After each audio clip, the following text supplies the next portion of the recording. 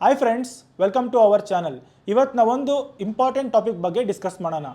ಏನಂದರೆ SEBI 6 new ರೂಲ್ಸ್ನ ತರ್ತಾ ಇದೆ.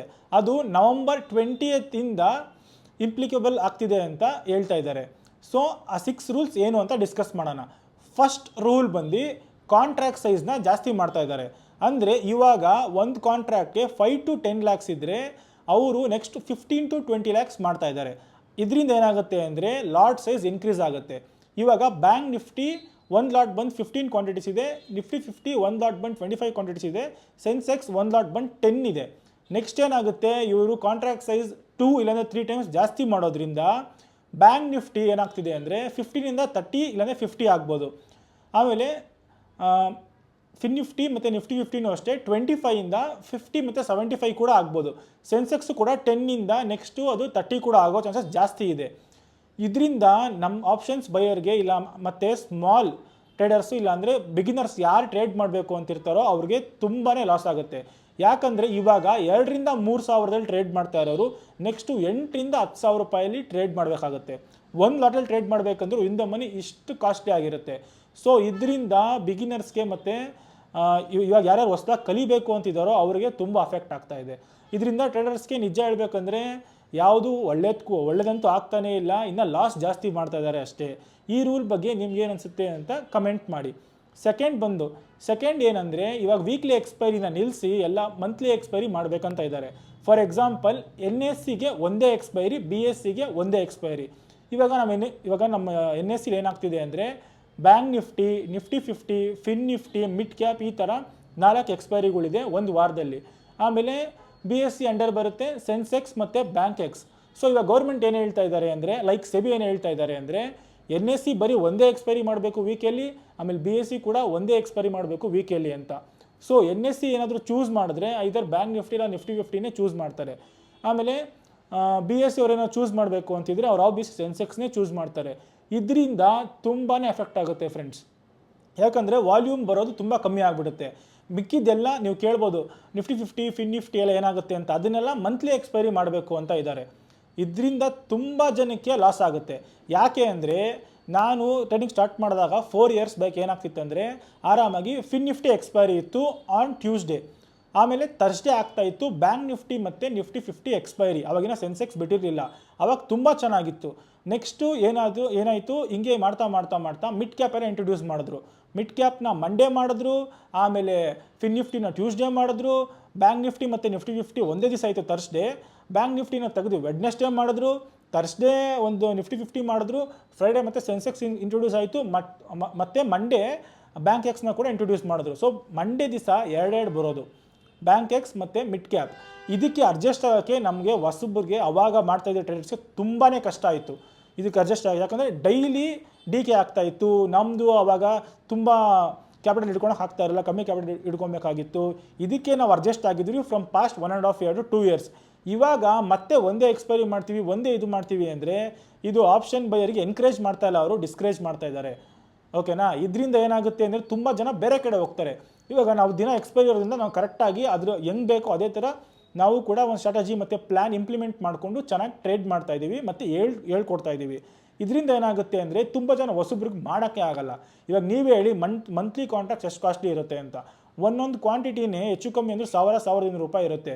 ನೀವು ಅದನ್ನು ಜಾಸ್ತಿ ಮಾಡ್ತಾ ಇದ್ದೀರಾ, ಆಮೇಲೆ ಲಾಟ್ ಸೈಜ್ ಕೂಡ ಜಾಸ್ತಿ ಮಾಡ್ತಾ ಇದ್ದೀರಾ. ಇವಾಗ ನಾನು ನಿಫ್ಟಿ 50 ಮಂತ್ಲಿ ಕಾಂಟ್ರಾಕ್ಟ್ ತೊಗೊಬೇಕಂದ್ರೆ ಹೆಚ್ಚು ಕಮ್ಮಿ 50 ಕ್ವಾಂಟಿಟಿ ನೀವು ಮಾಡ್ತೀರಾ ಅಂದ್ಕೊಳ್ಳಿ, ಒಂದು ಲಾಟು 1,000 ರೂಪಾಯಿ ಇರುತ್ತೆ ಅಂದ್ಕೊಳ್ಳಿ. 50,000 ರೂಪಾಯಲ್ಲಿ ಯಾರೇ ಟ್ರೇಡ್ ಮಾಡ್ತಾರೆ ಒಂದೇ ಒಂದು ಲಾಟಲ್ಲಿ?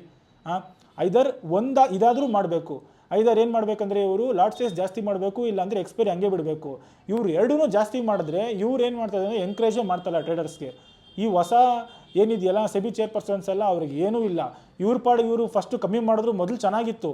ನಾನು ಅವಾಗ 2020ರಲ್ಲಿ 21ರಲ್ಲೆಲ್ಲ ಟ್ರೇಡ್ ಮಾಡಬೇಕಾದ್ರೆ ಬ್ಯಾಂಕ್ ನಿಫ್ಟಿ 50 ಇತ್ತು ಒಂದು ಲಾಟು, ಆಮೇಲೆ ನಿಫ್ಟಿ 50 ಮತ್ತು ಫಿನ್ ನಿಫ್ಟಿ 75 ಇತ್ತು.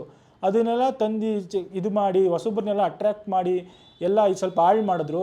ಇವಾಗ ಯಾರ್ಯಾರು ಹೊಸಬ್ರು ಬರ್ತಾ ಇದ್ದಾರೋ ಕಮ್ಮಿ ಕ್ಯಾಪಿಟಲ್ ಇಟ್ಕೊಂಡು ಟ್ರೇಡ್ ಮಾಡ್ಬೋದು ಅಂತ ಅವ್ರಿಗೆಲ್ಲ ಇವರು ಎನ್ಕರೇಜ್ ಮಾಡ್ತಾಯಿಲ್ಲ.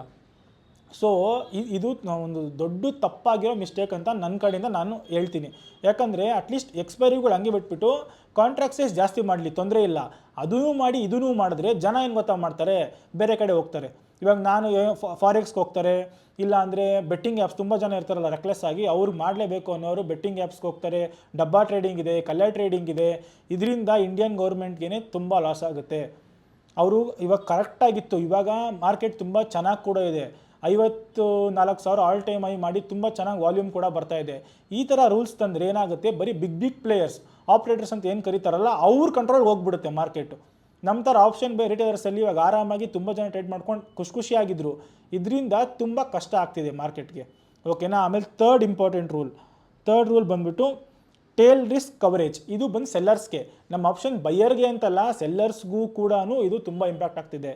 ಟೇಲ್ ರಿಸ್ಕ್ ಕವರೇಜ್ ಅಂದರೆ ಮೊದಲು 1 ಲಕ್ಷ ಇವ್ರು ಸೆಲ್ ಮಾಡ್ತಾರೆ ಅಂದ್ಕೊಳ್ಳಿ, 1 ಲಕ್ಷನೇ ಆಗ್ತಾಯಿತ್ತು. ಇವಾಗ +2%, ಅಂದರೆ ಲಕ್ಷಕ್ಕೆ 2,000 ರೂಪಾಯಿ ಜಾಸ್ತಿ ಇಸ್ಕೊತಾ ಇದ್ದಾರೆ. ಓಕೆನಾ. ಇದರಿಂದ ಸ್ವಲ್ಪ ಅಷ್ಟೊಂದು ಅಫೆಕ್ಟ್ ಆಗಲ್ಲ ಈ ರೂಲ್ 3ಇಂದ. ನೆಕ್ಸ್ಟ್ ರೂಲ್ 4 ಹೇಳ್ತೀನಿ, ಕೇಳಿಸ್ಕೊಳ್ಳಿ. Removal of calendar spread. ಓಕೆನಾ. ಕ್ಯಾಲೆಂಡರ್ ಸ್ಪ್ರೆಡ್ ಅಂದರೆ ತುಂಬ ಆಪ್ಷನ್ಸ್ ಬೇರೆ ಗೊತ್ತಿರಲ್ಲ, ಬಟ್ ಸೆಲ್ಲರ್ಸಿಗೆ ಗೊತ್ತಿರುತ್ತೆ. ಏನಂತ ನಾನೊಂದ್ಸರಿ ಎಕ್ಸ್ಪ್ಲೇನ್ ಮಾಡ್ತೀನಿ, ಕರೆಕ್ಟಾಗಿ ಕೇಳಿಸ್ಕೊಳ್ಳಿ. ತುಂಬ ಜನ ಈ ವಾರದ ಎಕ್ಸ್ಪೈರಿನ ಸೆಲ್ ಮಾಡೋರು, ಆಮೇಲೆ ನೆಕ್ಸ್ಟ್ ವಾರದ ಎಕ್ಸ್ಪೈರಿ ಇರುತ್ತಲ್ಲ ಅದೇ ಸೇಮ್ ಕಾಂಟ್ರಾಕ್ಟ್ನ ಬೈ ಮಾಡಿಬಿಡೋರು.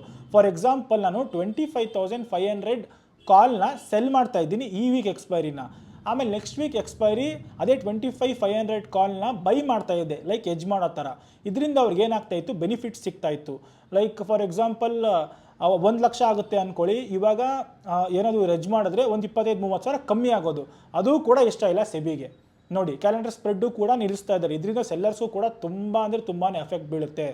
ಯಾಕಂದರೆ ತುಂಬ ಜನ ಇದೇ ಥರ ಎಜ್ ಮಾಡಿಕೊಂಡು ಸೇಫಾಗಿ ಟ್ರೇಡ್ ಮಾಡಿ, ಸೆಲ್ಲರ್ಸು ತುಂಬ ದೊಡ್ಡ ಕ್ಯಾಪಿಟಲ್ ಇರೋರೆಲ್ಲ ಈ ಥರ ಮಾಡಿಕೊಂಡು ಲೈಕ್ ವೀಕ್ಲಿ ಒಂದು 3-4% ಎಕ್ಸ್ಪೆಕ್ಟ್ ಮಾಡ್ತಾಯಿದ್ರು. ಆಮೇಲೆ ಲಾಟ್ ಸೈಜ್ ಜಾಸ್ತಿ ಮಾಡೋದ್ರಿಂದ ಸೆಲ್ಲರ್ಗೂ ಕೂಡ ಇವಾಗ ಒಂದೊಂದು 70-75 ಸಾವಿರ ನಿಫ್ಟಿ 50 ಬೀಳುತ್ತೆ ಸೆಲ್ಲಿಂಗ್ಗೆ. ನೆಕ್ಸ್ಟ್ ಅವರು ಜಾಸ್ತಿ ಮಾಡಿದ್ರೆ 2 ಲಕ್ಷ ಬೀಳುತ್ತೆ. ಸೊ ಇದು ಯಾರಿಗೂ, ಯಾವ ಟ್ರೇಡರ್ಸ್ಗೂ ಕೂಡ ಒಳ್ಳೇದಾಗ್ತಾ ಇಲ್ಲ ಈ ಥರ ರೂಲ್ಸ್ ತಂದಿರೋದ್ರಿಂದ. ನೆಕ್ಸ್ಟ್ ಬಂದು ಅಪ್ಫ್ರಂಟ್ ಫೀಸ್. ಅಂದರೆ ಇವಾಗ ಏನಾಗ್ತಿದೆ, ಇದು ತುಂಬ ಜನ ಗೊತ್ತಿರಲ್ಲ. ಅಪ್ಫ್ರಂಟ್ ಫೀಸ್ ಕೊಡಬೇಕಂದ್ರೆ ಏನಂತ ಹೇಳ್ತೀನಿ, ಕೇಳಿಸ್ಕೊಳ್ಳಿ. ಇವಾಗ ನಾವು ಆಪ್ಷನ್ ಬೈಯರ್ಸು, ನಾವೇನು ಒಂದು 10,000 ಇಟ್ಕೊತೀವಲ್ಲ, 10,000ದಲ್ಲಿ ಟ್ರೇಡ್ ಮಾಡ್ತೀವಿ. ಲಾಸ್ ಆದರೂ 10,000 ಆಗುತ್ತೆ, ಪ್ರಾಫಿಟ್ ಆದ್ರೂ 10,000 ಮೇಲೆ ಎಷ್ಟಾಗುತ್ತೋ ಅಷ್ಟು ಬರುತ್ತೆ. ಬಟ್ ತುಂಬ ಜನ ಸ್ಟಾಕ್ಸಲ್ಲಿ ಟ್ರೇಡ್ ಮಾಡ್ತಾರಲ್ಲ ಈಕ್ವಿಟಿಲಿ, ಅವರ ಪ್ರಾಫಿಟ್ಸ್ನ ತೋರಿಸಿ ಪ್ಲೆಜ್ ಮಾಡೋರು ಸ್ಟಾಕ್ಸ್ನ ಪ್ಲೆಜ್ ಮಾಡಿಬಿಟ್ಟು ಅದೇನು ಅಮೌಂಟ್ ಕೊಡ್ತಾರೋ ಅವ್ರ ಬ್ರೋಕರೇಜ್ ಕಡೆಯಿಂದ ಇಷ್ಟು ಅಮೌಂಟ್ ಅಂತ ಕೊಡ್ತಾರೆ, ಅದರಲ್ಲಿ ಟ್ರೇಡ್ ಮಾಡೋರು. ಇವಾಗ ಅದನ್ನು ಕೂಡ ಮಾಡಬೇಡಿ ಅಂತ ಇದ್ದಾರೆ. ಅಂದರೆ ನಿನ್ನ ಕಾಸೆ ತೊಗೊಂಬ, ನೀನು ಸೋತೆ ನಿನ್ನ ಕಾಸೆ ಹೋಗುತ್ತೆ, ಇಲ್ಲೇ ಇದೇ ಹೋಗುತ್ತೆ. ಮೊದಲೇನಾಗ್ತಾ ಇತ್ತು ಅಂದರೆ, ಇವಾಗ ಪ್ರೆಸೆಂಟ್ ಏನಾಗ್ತಿದೆ ಅಂದರೆ, ನಾವು ಸ್ಟಾಕ್ಸ್ನ ಪ್ಲೆಜ್ ಮಾಡಿಬಿಟ್ಟು ಎಫ್ ಆ್ಯಂಡ್ ಓ ಅಂದರೆ ಆಪ್ಷನ್ಸ್ ಬೈಯಿಂಗಲ್ಲಿ ಕೂಡ ನಾವು ಟ್ರೇಡ್ ಮಾಡ್ಬೋದಾಗಿತ್ತು. ನಮ್ಗೆ ಲಾಸ್ ಆಯಿತು ಅಂದ್ಕೊಳ್ಳಿ, ಅದೇನು ಮತ್ತೆ ಅದೇನೋದು ಬ್ರೋಕರ್ ಎಷ್ಟಿರುತ್ತೋ ಅಷ್ಟು ಲಾಸ್ನ ನಾವು ಕಟ್ಕೊಂಡು ಮತ್ತೆ ನಾವು ಸ್ಟಾಕ್ಸ್ನ ತೊಗೊಬೋದಾಗಿತ್ತು. ಇವಾಗ ಆ ಬೆನಿಫಿಟ್ಸು ಕೂಡ ತೆಗ್ದಾಗ್ತಾ ಇದ್ದಾರೆ. ಅಂದರೆ ನೀವೇ ಸ್ವಲ್ಪ ಅರ್ಥ ಮಾಡ್ಕೊಳ್ಳಿ, ನಮ್ಮ ಸೆಬಿಗಾಗಲಿ ಇದಕ್ಕಾಗಲಿ ಇಷ್ಟನೇ ಇಲ್ಲ ಅನ್ಸೋ ಟ್ರೇಡರ್ಸು, ಬದುಕೋದು ಕೂಡ ಇಷ್ಟ ಇಲ್ಲ. ಅವ್ರು ಈ ಥರ ರೂಲ್ಸ್ ತಂದರೆ ತುಂಬ ಜನಕ್ಕೆ ಅಫೆಕ್ಟ್ ಆಗುತ್ತೆ. ತುಂಬ ಜನ ಟ್ರೇಡರ್ಸ್ ಏನು ಗೊತ್ತಾ ಮಾಡ್ತಾರೆ, ಶಿಫ್ಟ್ ಆಗ್ತಾರೆ. ಇವಾಗ last rule, intraday monitoring of positions. ಅಂದರೆ ಡೈಲಿ ಏನಾಗ್ತೈತೆ, ಇದು ಬ್ರೋಕರೇಜಿಗೆ ಬಂದಿರೋದು ಇದು ರೂಲು, ನಮಗೇನು ಅಷ್ಟು ಅಫೆಕ್ಟ್ ಆಗಲ್ಲ. ಈ ರೂಲ್ ಬಂದುಬಿಟ್ಟು ಬ್ರೋಕರೇಜು ಡೈಲಿ ಅವರು ಮಾನಿಟರ್ ಮಾಡ್ತಾಯಿದ್ರು, ಅಂದರೆ ಎಂಡ್ ಆಫ್ ದ ಡೇ. ಇವಾಗ ಏನಾಗುತ್ತೆ, ಇಂಟ್ರಾಡೇಲೆಲ್ಲ ಮಾನಿಟರ್ ಕರೆಕ್ಟಾಗಿ ಮಾಡ್ತಾರೆ. ಯಾವುದೋ ಸ್ಪೈಕ್ ಬರಲಿ, ಏನಾದರೂ ಇದಾಗಲಿ, ಅದಕ್ಕೋಸ್ಕರ ಮಾನಿಟರಿಂಗ್ಗೋಸ್ಕರ ಇದು ತಂದಿರೋದು ಬಂದು ಬ್ರೋಕರೇಜ್ಗೆ. ಸೊ ಇವಾಗ ನೀವೇ ಹೇಳಿ, ನಮಗೆ ಫಸ್ಟ್ 2 ರೂಲ್ಸ್ ಇದೆಯಲ್ಲ, ಇದು ತುಂಬಾ ಇದಾಗಿತ್ತು. ಆಮೇಲೆ ಏನಾಯಿತು ಅಂದರೆ, ಸೆಬಿ ಒಂದು ಕೌನ್ಸಿಲೇಷನ್ ಪೇಪರ್ ಅಂತ ರಿಲೀಸ್ ಮಾಡಿದರು. ಅಂದರೆ ಜನರದ್ದು ಏನಿರುತ್ತೆ ಇವು ರಿವ್ಯೂಸ್ ತೊಗೊಳೋಣ ಅಂತ. ಬಟ್ ಅವ್ರು ಅದ್ರಲ್ಲಿ ಏನೇನು ಮಾಡಿದ್ರು ಅದೆಲ್ಲದನ್ನು ಪಬ್ಲಿಷ್ ಮಾಡಿದ್ದಾರೆ. ಇದರಿಂದ ಜನಕ್ಕೆ ವೋಟಿಂಗ್ ಹೆಂಗೆ ಬಂತು, ಹೋಗ್ಲಿ ಜನಕ್ಕೆ, ನಮಗೆ ಡೆಮೋಕ್ರಸಿಲಿ ನಾವು ಅಟ್ಲೀಸ್ಟ್ ಇವ್ರು ಎಲ್ಲಿಂದ ಕಲೆಕ್ಟ್ ಮಾಡಿಕೊಡೋ ಇನ್ಫಾರ್ಮೇಷನ್ ಅಂತಲೇ ಗೊತ್ತಾಗ್ತಾ ಇಲ್ಲ. ಬಟ್ ಒಂದೇ ಹೇಳ್ತೀನಿ, ಇದರಿಂದ ಫಸ್ಟ್ 2 ರೂಲ್ಸ್ ಇದೆಯಲ್ಲ, ಇದರಿಂದ ತುಂಬಾ ಎಫೆಕ್ಟ್ ಆಗುತ್ತೆ ಮಾರ್ಕೆಟ್ಗೆ, ತುಂಬಾ ಎಫೆಕ್ಟ್ ಆಗುತ್ತೆ. ಆಮೇಲೆ ತುಂಬ ಜನ ಫಾರೆಕ್ಸ್ಗೂ ಜಂಪ್ ಆಗಿಬಿಡ್ತಾರೆ, ಯಾಕಂದರೆ ಅಲ್ಲಿ ಎಕ್ಸ್ಪೈರಿ ಇಲ್ಲ. ಇವಾಗ ಬರೀ ಇಂಡಿಯನ್ ಗೌರ್ಮೆಂಟ್ ಫಾರೆಕ್ಸ್ನ ಸೊ ಲೀಗಲ್ ಕೂಡ ಮಾಡಿದ್ದಾರೆ, ಯಾಕಂದರೆ 25% ಕಲೆಕ್ಟ್ ಮಾಡ್ತಾ ಇದ್ದಾರೆ ಅಂತ. ಆಮೇಲೆ ತುಂಬ ಬ್ರೋಕರೇಜ್ ಆ್ಯಪ್ಸ್ ಕೂಡ ಬರ್ತಾ ಇದೆ. ಫಂಡೆಡ್ ಅಕೌಂಟ್ ಬಿಟ್ಬಿಡಿ, ಫಂಡೆಡ್ ಅಕೌಂಟ್ ಅದು ಬೇರೆ ಇಶ್ಯೂ. ನಾವೇ ಇವಾಗ ಇಂಡಿಯನ್ ಕರೆನ್ಸಿಲೇ ದುಡ್ಡನ್ನ ಡೆಪಾಸಿಟ್ ಮಾಡ್ಕೊಂಡು ಅದರಲ್ಲೂ ಕೂಡ ಟ್ರೇಡ್ ಮಾಡೋದಿದೆ. ಅದರಲ್ಲಿ ನಮಗೆ ಎಕ್ಸ್ಪೈರಿ ಕೂಡ ಅಲ್ಲ, ಆಮೇಲೆ ಈ ಥರ ರೂಲ್ಸ್ ಕೂಡ ಇಲ್ಲ. ಈ ಥರ ರೂಲ್ಸ್ ಅಂದರೆ ನಾನು ಬರೆದು ಕೊಡ್ತೀನಿ, 50 to 60% ಸ್ಟಾಕ್ ಮಾರ್ಕೆಟಿಂದ ಆಚೆ ಹೋಗ್ತಾರೆ ಆಪ್ಷನ್ಸ್ ಬೈಯರ್ಸ್ ಆ್ಯಂಡ್ ಸೆಲ್ಲರ್ಸ್. ಬರೀ ಈಕ್ವಿಟಿ ಇರ್ತಾರೆ ಅಷ್ಟೇ. ಇದರಿಂದ ಏನಾಗುತ್ತೆ ಅಂದರೆ ಇವಾಗ ನಾವು ಎಷ್ಟು ಬ್ರೋಕರೇಜ್ ಕಟ್ತೀವಲ್ಲ, ಇದರಿಂದ ಎಷ್ಟೋ ಇದಾಗ್ತಿದೆ, ಇಂಡಿಯನ್ ಗೌರ್ಮೆಂಟ್ಗೆ ತುಂಬ ಬೆನಿಫಿಟ್ ಆಗ್ತಾ ಇದೆ. ಸೊ ಈ ಮೇನ್ ಬೆನಿಫಿಟ್ಟೇ ಹೋಯ್ತು ಅಂದ್ಕೊಳ್ಳಿ, ಮಾರ್ಕೆಟ್ ತುಂಬಾ ಕಷ್ಟ ಆಗುತ್ತೆ. ಆಮೇಲೆ ಮೊಮೆಂಟಮ್ ಇರಲ್ಲ. ನಾನೇ ಹೇಳ್ತೀನಿ ಕೇಳಿಸ್ಕೊಳ್ಳಿ, ಈ ಥರ ಮಾರ್ಕೆಟ್ ಇದ್ದರೆ ಜಾಸ್ತಿ ಮೊಮೆಂಟಮ್ಮೇ ಇರಲ್ಲ. ಇವಾಗ ನಾವು ಹೆಂಗೋ 1 ಲಕ್ಷ 1.5 ಲಕ್ಷ ಟ್ರೇಡ್ ಮಾಡಿದ್ರೆ ನಾನು ಅಟ್ಲೀಸ್ಟ್ ಒಂದು 10-20% ತೆಗೆದುಬಿಡ್ಬೋದು. ಅಂದರೆ ಅರೌಂಡ್ 15,000 30,000 ತೆಗಿಬೋದು ನಾನು. ಬಟ್ ಹೊಸಬ್ರು ಬರ್ತಾರಲ್ಲ, ಅವ್ರ ಹತ್ರ ಲಕ್ಷ ಇರಲ್ಲ. ಇವಾಗ ನಾನೇನು ಮಾಡ್ತಾಯಿದ್ದೀನಿ, ಬೇಕಾದ್ರೆ ನಾನು ವೀಡಿಯೋಸ್ ಹೋಗಿ ನೋಡ್ಕೊಳ್ಳಿ, ನಾನು 10,000 ಹಾಕಿ 10,000 ತೆಗಿತೀನಿ. ನಾನು ಇದನ್ನು ಪ್ರಾಕ್ಟೀಸ್ ಮಾಡೋಕ್ಕೆ 1.5 ವರ್ಷದಿಂದ ಕರೆಕ್ಟಾಗಿ ಪ್ರಾಕ್ಟೀಸ್ ಮಾಡ್ಕೊಂಡು ಬಂದಿದ್ದೀನಿ.